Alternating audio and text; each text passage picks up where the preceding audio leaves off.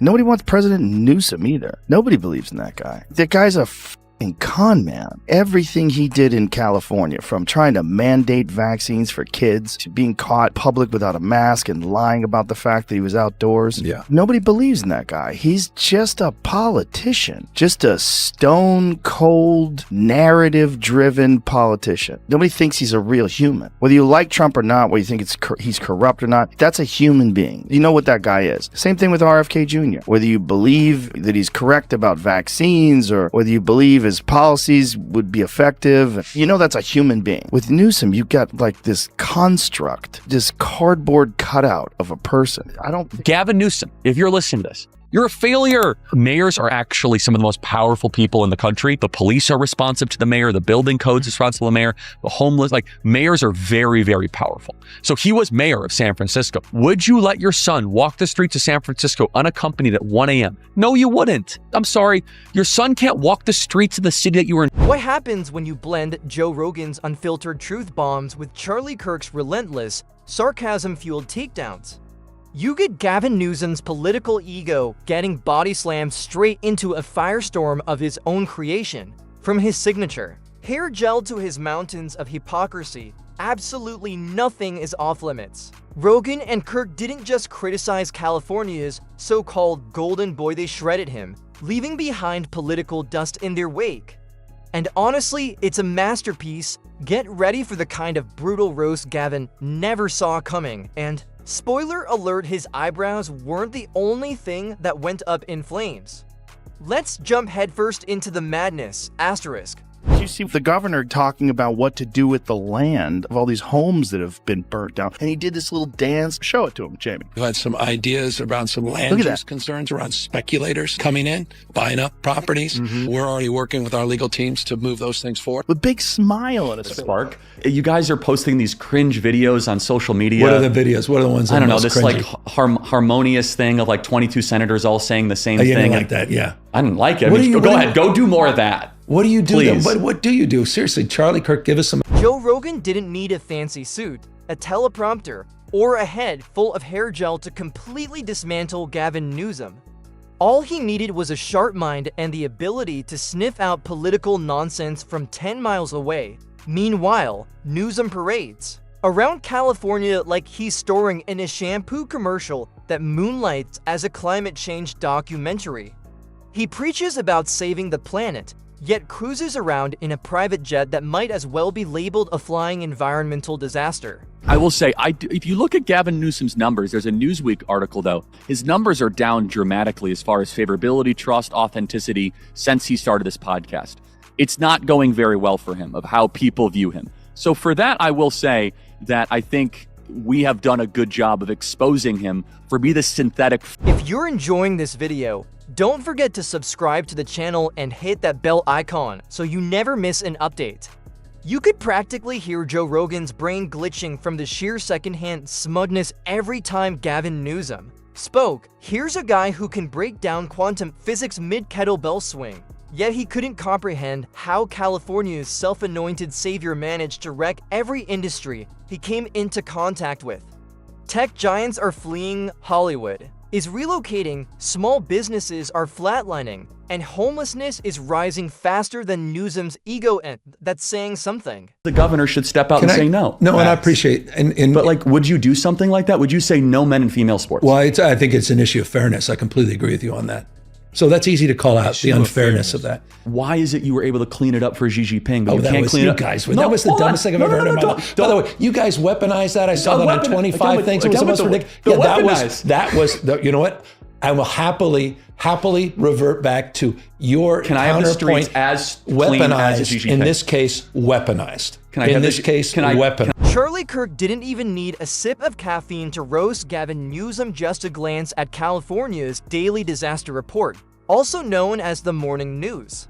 Newsom governs like he's playing a blindfolded game of SimCity while chugging overpriced kombucha. Kirk was practically on fire, tearing into the fact that Gavin managed to turn the once great Golden State into a rusted-out wreck lined with palm trees. Gavin Newsom talks about California. He's like, I'm very big on California, very bullish on California. Hey, Oh, they're all moving. The only reason why they don't move is because it's too difficult to move. It's too expensive to leave versus all the bullshit with all the permits and all that. It's too expensive. Here's the kicker: Gavin Newsom still genuinely believes he's presidential material, as if being the living symbol of skyrocketing taxes, sidewalks littered with human waste, and never-ending blackout is the ultimate resume booster. He's basically a walking reminder of why people are fleeing blue states faster than cats sprinting out of a dog park.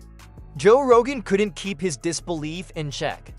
California used to be the dream, the beaches, the tech innovation, the culture, but now it feels more like a Mad Max sequel proudly sponsored by Whole Foods, and standing smack in the middle of that beautiful mess is Newsom, flashing that polished grin like he just ended world hunger while casually stepping over an entire tent city. Somehow, in his own mind, this chaos is what visionary leadership looks like. Even when he tries to sound bold, it's the political equivalent of a labradoodle barking at a lion, adorably hopeless. His emergency declarations, just buzzword smoothies with no actual substance. His hair has more structure than his policies. Yet he delivers every speech with the conviction of a man who truly believes his Tesla can recharge the moon.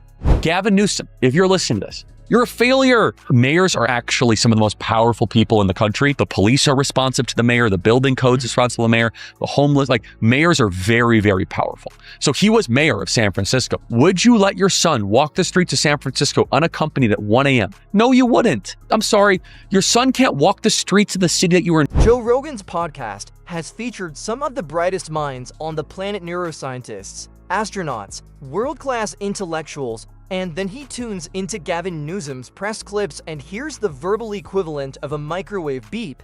Newsom speaks in rehearsed platitudes and polished emptiness, like getting a fire safety lecture from a guy waving a flamethrower in a bone-dry forest. Charlie Kirk didn't pull any punches either. He had an absolute field day connecting Newsom's policies to the endless stream of U-Hauls piling up at California's borders like it's Black Friday at Target. People are fleeing faster than Gavin dodges accountability. And yet, he acts completely baffled by the criticism. Like, wait, you mean the wildfires got worse after I slashed forest management budgets and blamed it all on climate change? Newsflash, you can't solar panel your way out of gross mismanagement. But Gavin keeps trying. Rogan roasted him with such effortless precision, it bordered on performance art. Watching Newsom attempt to justify why people are fleeing California is like watching a raccoon try to explain quantum physics. It's tragically entertaining. He chalks it all up to politics, but in reality, it's called survival. People just want basic things like clean water, reliable power, and the ability to get to Starbucks without stepping over human waste. Did you see what's going on? Obviously, you've seen what's going on in California. But the governor gave this creepy fucking speech where he was talking about speculators coming in and talking about what to do with the land of all these homes that have been burnt down while it's still only 6% contained. And he did this little dance like, I've been talking with these, with the governor of Hawaii about what to do. We got some ideas. A speculator, we're gonna have some meetings. Like, he's doing Really? this. Oh, show it to him, Jamie. It's so creepy because it's happening while these people are. Their houses have been burned, all their childhood memorabilia, all the stuff for their kids, the photos, the fucking everything they have is gone. All heirlooms, their mother's wedding ring, that kind of shit. Everything's burnt to the ground. And this guy's like standing in front of all this stuff, and he's got a smile on his face, and he's talking about land use. And let's not forget Gavin Newsom's favorite hobby: banning things. Gas-powered cars banned. Freedom of choice? Questionable logic, completely missing. He governs like someone who skimmed a single paragraph from a climate change blog and decided it qualified him to play dictator for kicks. And when his grand plans inevitably fall apart, he doesn't take responsibility.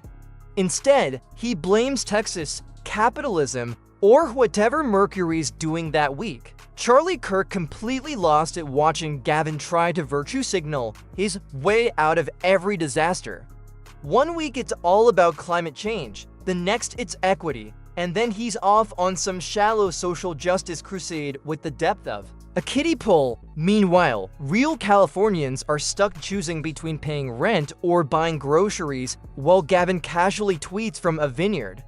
He governs with all the grace of a sledgehammer wrapped in velvet. Joe Rogan didn't just laugh, he broke it down like a diagnosis. He called it the Newsom effect, a condition where your ego twists reality so hard, you start believing your failures are actually victories.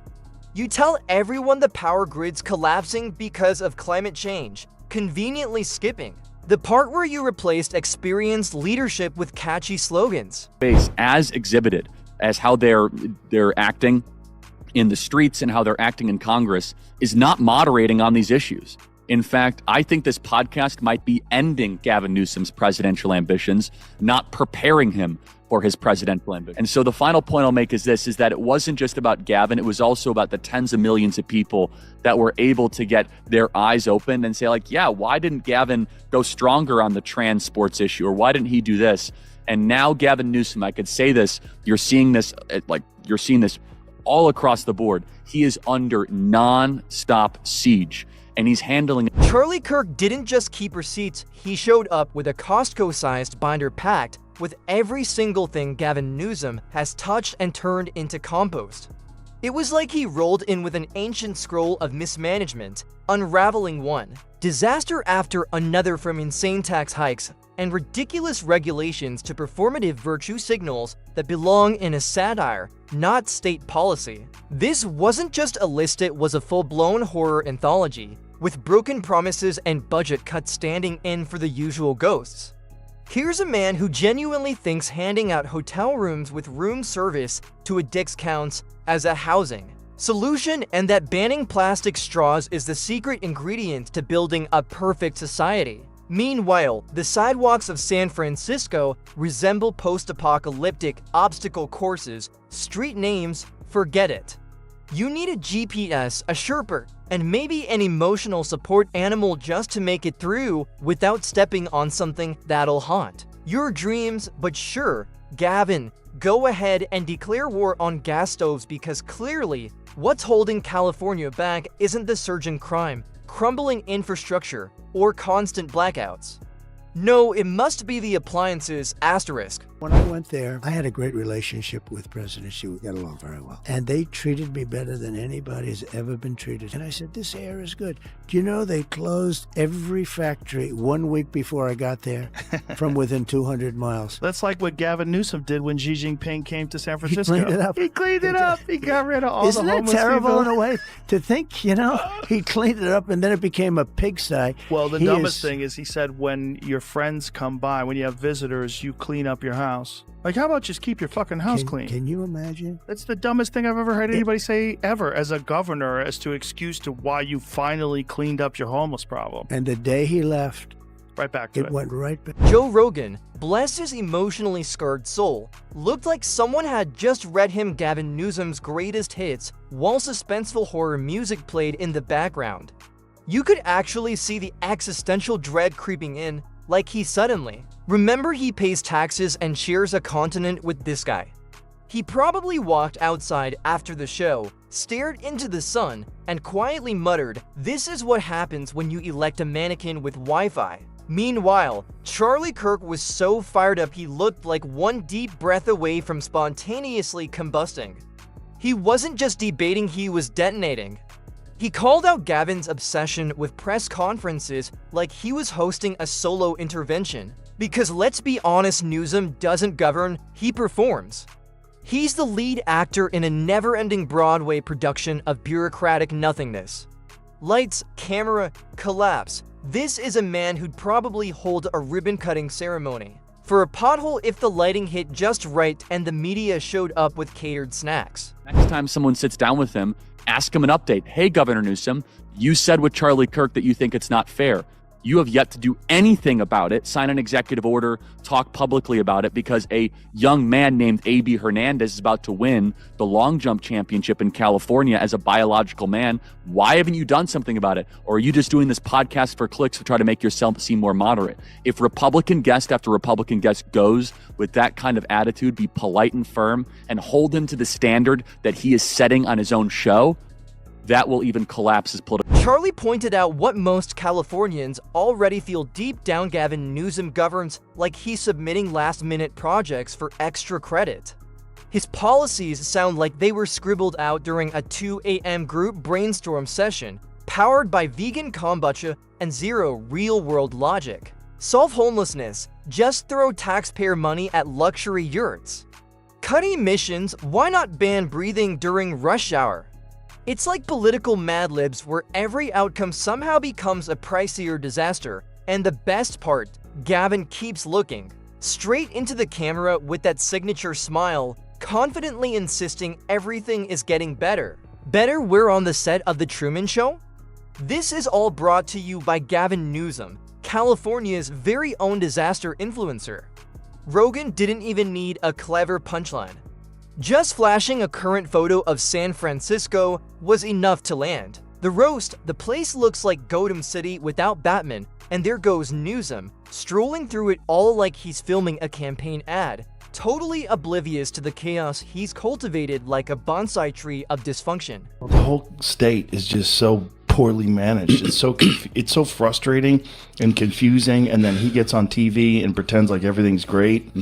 And California's the best. We have the best state. We have the most amazing economy. And like, you're out of your mind, dude. You've ruined this state. Like, personally ruined it. Charlie Kirk took it a step further. He practically begged Gavin Newsom to run for president, if only for the memes. Just picture it, a national debate stage where Gavin tries to convince America that it should follow California's blueprint. Well, Texas is thriving, Florida is booming, and California looks like a mismanaged Renaissance fair with fentanyl booths instead of turkey legs. Newsom loves to talk about innovation, yet he governs a state where businesses are taxed into extinction and you practically need a PhD in bureaucracy just to open a lemonade stand. Joe Rogan didn't even need to raise his voice, he just shook his head, that universal gesture that screams, "This guy is completely delusional." Meanwhile, Kirk was already throwing a farewell party for what was left of Gavin's political reputation. He compared Newsom's leadership to a reverse Midas touch everything. He comes near turns into bankruptcy, crime, or housing so unaffordable it might as well be a luxury prison. Only Gavin Newsom could make a place with endless beaches and year-round sunshine feel like some kind of sentence. But no, look, just one of the things we saw in the last couple of years that the Democrats completely ignored, and your side was basically not acknowledging it was happening, was the crisis that young people were experiencing. Right. That, I mean, it's the first time in America's history that a 30-year-old is going to have it worse off than their parents. Right. It's a breakdown of the social compact. That's right. They are the most alcohol addicted, most drug addicted, most suicidal, most depressed, most medicated generation in history. Rogan peeled back the layers of Gavin Newsom's obsession with optics. Everything the man does is carefully curated, meticulously staged, and heavily filtered. Even disasters feel like photo ops. The forests are on fire. Quick, grab a camera. Crew, there's a crime wave? Time for a speech on social justice. The power goes out? Don't worry, he'll light a candle and deliver a TED Talk on resilience. Charlie Kirk's sarcasm reached biblical heights when he joked that if Gavin drifted any further from reality, we'd need a NASA rover just to maintain communication with voters. And yet, somehow, Newsom is floating the idea of a national campaign, as if the entire country is just begging to live the California dream minus the earthquakes. Of course, though those are still on standby. Rogan didn't need to rant, he just let the hard data speak. Crime is up, taxes are up, education is down, and common sense has officially gone missing. He laughed at how Gavin spins these numbers as if they're milestones of progress, like someone proudly announcing they gained 20 pounds on a juice cleanse. And do you see what Gavin Newsom said to him? No. pull that that post up, Jamie. Gavin Newsom said that you shouldn't be posting this. That we're going to make it illegal, and I'm going to sign a law. And he said, "Professor, suck on these nuts." No, he didn't. Yes, he did. Yes, Elon said that to Gavin Newsom? Yes, he did. Yes, he did. I checked with renowned world authority Professor Sug on D's nuts, and he said parody is legal in America. And then came the hair Charlie Kirk couldn't resist. Gavin Newsom's meticulously sculpted hair, looking like a Greco-Roman statue, had a baby with a bottle of mousse, became the ultimate symbol of his entire political brand. It's all presentation, zero depth. The man has more volume in his hairstyle than he does in his actual policies. Joe Rogan had officially reached his limit.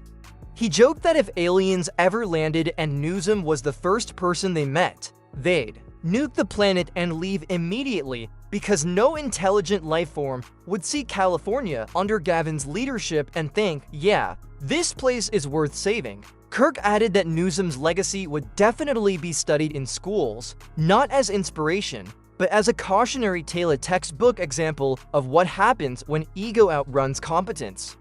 Meanwhile, Gavin would probably still be on Instagram, flaunting his so-called leadership while yet another business in downtown Los Angeles files for bankruptcy. Rogan, a guy who's seen everything from elk hunting to mind-bending DMT trips, admitted that nothing he's experienced comes close to the delusion Gavin Newsom calls governance. Nobody wants President Newsom either. Nobody believes in that guy. The guy's a con man. I mean, everything he did in California, from trying to mandate vaccines for kids, when it was totally unnecessary, to being caught out in public without a mask and lying about the fact that he was outdoors. Yeah. All of it. And Kirk, he was practically on his knees begging the DNC to nominate Gavin Newsom. Go ahead, do it, please. He urged the guy who literally turned human waste cleanup into an official government position, the same man who looks at a collapsing power greed and somehow sees a golden opportunity for green innovation.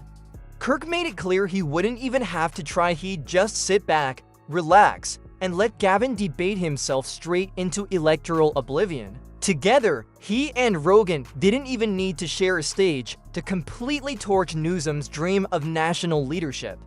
One came armed with biting sarcasm and ironclad logic, while the other delivered raw disbelief and brutal common sense. And, between them, they stripped away Gavin's carefully crafted myth of success like an overripe avocado at a vegan brunch, soft, spoiled, and way past its prime.